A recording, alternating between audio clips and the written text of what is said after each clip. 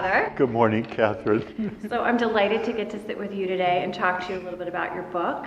Catherine, thank you so much. I'm so appreciative of you and this opportunity of being here with you. Thank you. I just wanted to say we're sitting here in the archives of Old Mission Santa Barbara, and this is really the historical seat of what we refer to as Santa Barbara, the Queen of all missions. This is where we keep all our historical records for all the 21 missions of California. So this is the heart and soul of our California presence here, in our Franciscan presence in California.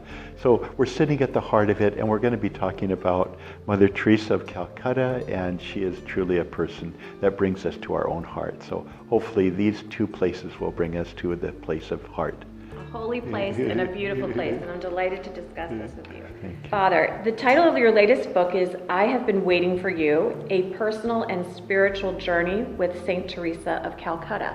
And so why don't you tell us a little bit about how the title of the book came to be, and a story of how, maybe you can tell everyone who's watching how the book came into being, because it's a beautiful story of how you decided to write this book. First of all, many people might not recognize Saint Teresa of Calcutta. We think of her as Mother Teresa, our Blessed Mother Teresa of Calcutta. So we're kind of jumping ahead a little bit, so she's going to be canonized in September. So we're putting that name already on her, although it hasn't been officially announced. And you will be in Rome for the celebration? I will be there, yeah. I'm going to be good for the canonization ceremony. So That's very exciting. Okay, so tell me a little bit about the book. How did you come up with the title for the book, and when did you write the book? I went to Calcutta to India in 1994, basically with the idea of twofold, was to go and do some hiking. I'm a great lover of mountain hiking, and so I went up into the Himalayas, but after that I came down to Calcutta, and I spent a month there in Calcutta at the Mother House of the Sisters of Charity. And it was during that time, of course, that I met Mother the first moment I almost entered the house. And she greeted me at the door, and I came completely unannounced. And she just greeted me there, and she said, "So you must be Father Larry. We've been waiting for you to come." So I felt immediately from the start that there was some kind of connection between us. And as I relate in the book, I kind of went over there with the idea that there was some purpose that I felt that I had been given to help her in this time. She was sick and really suffering physically in a number of different capacities, and I felt that I was kind of there to give her inspiration or to give her assistance in any way that I could. Can you talk a little bit about, the book has happened in a very quick order. It's something that you've probably been in your heart a long time, but the book itself really just arrived kind of in your heart and on the page very quickly. Can you share the story of how that came into being? Yes.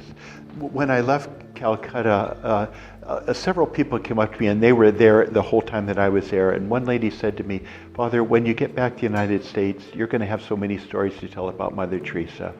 And immediately I thought, that's not the point of this.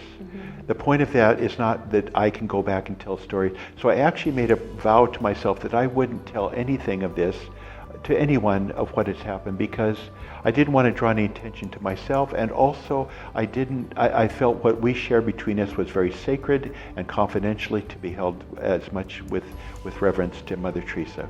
So I came back and I just kept it to myself, and people knew that I was there, so I told a little bit. I never told the full story, but it wasn't until the first Sunday of Lent in this past Lenten season that I was in Phoenix, Arizona, and someone prompted me. They said, one of our friars said, "You need to write this story. Now's the time."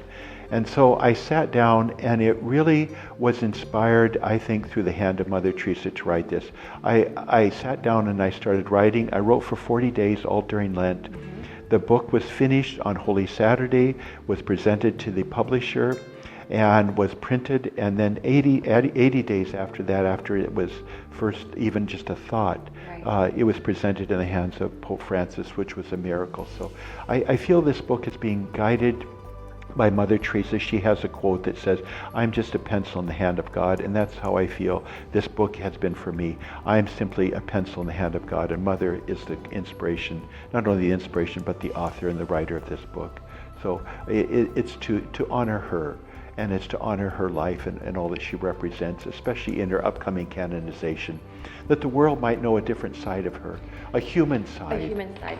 And she was just, to me, she was just a friend, just a friend. Well, that comes out so beautifully in the book, The Nature of Friendship. Can you discuss a little bit about how, I think for some people, they find it hard to imagine saints in everyday life doing the ordinary things that we do. Can you share a little bit more about that role of having Mother Teresa first and foremost as your friend? Mother Teresa is kind of different that way. Many, many people knew her as a person. So I think this is a unique opportunity, a window into sanctity, into what it means to be a saint in our world today. You know, this isn't someone we pull off the shelf that lived 500 years ago. Right. This is someone that we know who lived and was among us, and what that represents. So it represents both her sanctity as well as her humanness. And so that's what I hope that this book brings out, a side of her, certainly her sanctity first of all, because without a question she was a living saint. Right. But also the side of her humanness, you know, her human qualities that were in a sense so childlike. At times she could be like a child, and at other times she was an incredible, profound spiritual leader. So just that combination of the two, and I hope that this will bring that idea into people's minds, that sanctity is found in humanity, and humanity is found in our own call to sanctity. One of the questions that I wanted to talk to you about is, why do you think we're so fascinated with Mother Teresa? I think her contemporary nature, first of all. I think her very name is synonymous with love and charity in the world, you know. Yes. I mean, we even hear today on news and in the media, you know, people talking about, well, what would Mother Teresa do? I mean, that's still kind of a common saying out there, you know. So there's this reverence that she is held up to as some kind of ideal or epitome of charity and love. Mm-hmm. You know, I think there's something that longs to be like her, or bring something, you know, of her message into our world. Yes. Her message was so simple. You know, she just had simple little sayings that she would say to the sisters during the day. It's just so simple. Like, she would tell them to go out and smile. She said, if you're out on the street, she says, it doesn't cost anything to smile. You have to smile. I mean, we need that in our world today. Right. A simple thing like that.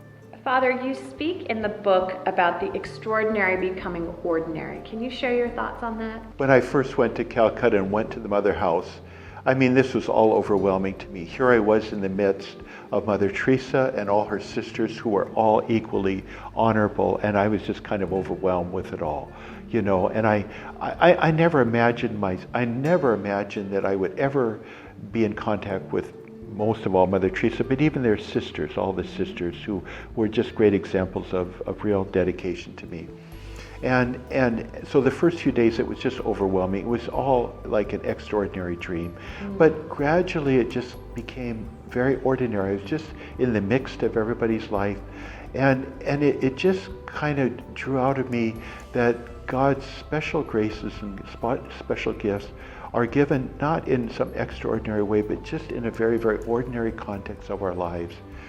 This became just normal living, you know, living with Mother Teresa, celebrating Mass with her in the morning, talking with, she would come in my room in the morning after Mass, and I would have my breakfast there, and she would sit down and have a cup of tea with me, and it was just like natural to be sitting there talking with this person who was a friend to me, and who I had to remind myself, this is Mother Teresa, who the world considers a saint, and here she is talking to me and asking me about my day, what am I going to do today. So the ordinary became just energized with an extraordinary grace, and the extraordinary just became embedded in what was ordinary. I think that's the gift of our life in Christ. Can you talk about your experience with not only the Native American groups here in the United States, but also the indigenous people of Mexico, and then of course your relationship with the different groups in India. Actually, there is a big part in this book that plays into Native American spirituality. I did go to Calcutta after I learned that Mother Teresa had died, and I made plans to go, and some friends of mine who I was working in Jemez Pueblo in New Mexico among the Pueblo people near Santa Fe, and some friends of mine brought me to the airport, and they're traditional leaders in Isleta Pueblo, and they gave me some corn, sacred corn that is used in their kiva, and they asked if this would be buried with Mother Teresa. So I took that corn with me, not knowing exactly how that would happen, but trusting that somehow it was to take place. And as I mentioned in the book, I was given the grace of saying the final blessing on Mother's body before we put it in the ground. By Sister Nirmala asked me to do that, and she told me, she said, Father, Mother loved you very much, and would you please do the final blessing? So I did have that corn on me, so I took those kernels of corn and placed it in the grave, right above Mother in the interior of the grave, and then put the dirt over it. So that's the only thing buried in that grave is that corn, that sacred corn from the Pueblo people of New Mexico. Did you ever have the opportunity to give Mother a gift? I gave her a gift of a name. It was on her feast day, and I was thinking of what I wanted to give to her, and so in the Native American way, I decided that I would give her a name. So I prayed about this, and the name came to me since her patron was Saint Teresa of Lisieux, which is referred to as the little flower of Jesus, who she greatly emulated. I decided to give her the name the Little Flower of Calcutta. And that was after the Native American, spirituality, that you give someone a name in recognition for who they are. And I just felt that little flower truly was a name for her. And I actually learned out later that her given name at birth means a little flower from her Albanian parents. So there was a connection there. So that's amazing. Did she ever give you any gifts? She did give me some gifts. She gave me a rosary. Actually, I have this rosary right here. She gave me this rosary, and this is precious to me. She gave me several other things. This was the prayer book that the Sisters of Charity pray each day. And they put a little holy card on this, and the sisters made this for me when I was there. And they have this holy card, and they usually kiss the holy card. When I left, the sisters made for me, they gave me this gift. It was a little thank you for being there. And they gave me this picture. And this is the image of Mary that was on Mother Teresa's holy card, and that she would kiss every day, and she probably had this for several years. So this to me is really a first-class relic, that this was Mother's, and this is very, very precious to me, this image of Mary that was in Mother's possession, but also in Mother's love. So this is very precious to me. Beautiful. I think one of my favorite stories, Father, in the book is when you tell the story about the airplane and using the telephone. Will you share that story? This is kind of the human side of our friendship. So Mother had given me her private phone number after I left. So we would have conversations at least once a month. I'd call her, late at night in the United States. It was morning there. And one day I was taking a plane, and there was this person going around, and they were advertising these phones, these new phones that were on airplanes where you could call. And so they were trying to promote them, so they were kind of giving people free use of them. And so she came up to me, I was just sitting there on the plane, and she said, would you like to use the phone? And I said, sure. And she said, you can call anywhere in the world. I said, anywhere? And she said, yes, anywhere. And I said, can I call India? And she said, yes, you can call India. And I happen to have Mother's phone number, and she said, who do you want to call in India? And so I said, I want to call Mother Teresa of Calcutta. And so anyway, she announced this to everybody in the airplane, that this man is calling Mother Teresa. So I called her, and I got her on the phone, and we talked for a minute, and I kind of explained to her what I was doing. but there was just a human side to that. She enjoyed that. That was the human side. I would like to read something out of the book here. I stood face to face alone with a saint. I said nothing. I couldn't imagine what I could have said, even if I was able to speak. My first awareness was how she looked at me, and I very quickly recalled quite vividly my first encounter with her in San Francisco. She not only looked into my eyes, but seemed to gaze into my soul. I was convinced that she knew me. She knew my heart, my soul. She knew everything about me. And somehow in the depth of that knowing, she knew exactly what I needed more than anything else. She turned slightly and said to me, "So you must be Father Larry." I was dazzled that she had already somehow some kind of mysterious knowledge about my presence at the door. I had only stood there a couple moments. It didn't seem that there had been enough time for the young sister to inform anyone about my being at the convent. I answered, unable to hide my surprise, "Yes, I am." And then she said, "I've been waiting for you to come."